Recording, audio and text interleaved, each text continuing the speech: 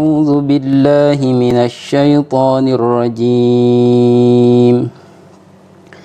بسم الله الرحمن الرحيم. طه ما أنزلنا عليك القرآن لتشقى إلا تذكرة لمن يخشى تنزيلا ممن خلق الأرض والسماوات العلى. Taha, kami tidak menurunkan Al-Quran ini kepadamu Muhammad agar kamu menjadi susah, tetapi sebagai peringatan bagi orang yang takut kepada Allah, yaitu diturunkan dari Allah yang menciptakan bumi dan langit yang tinggi.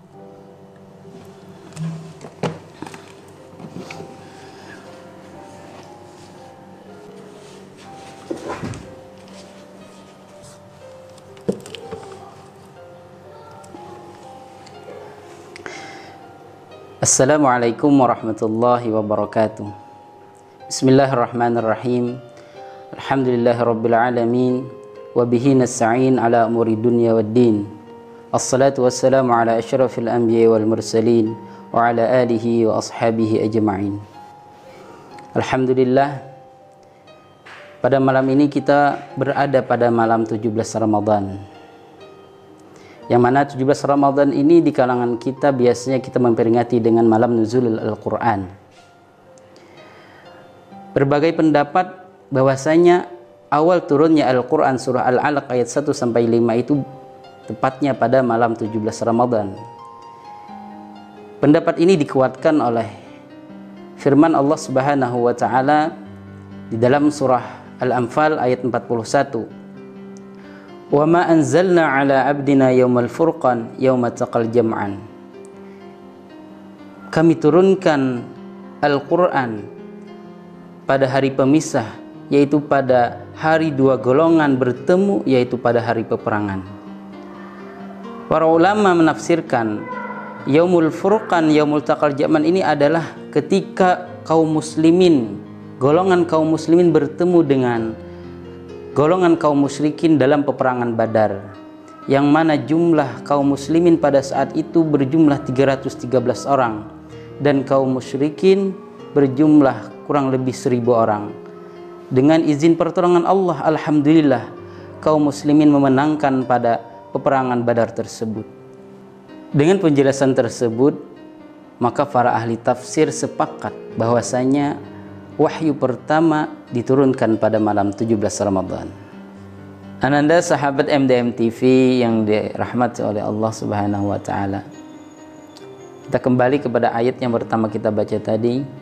Taha ma anzalna 'alaikal qur'ana litashqa.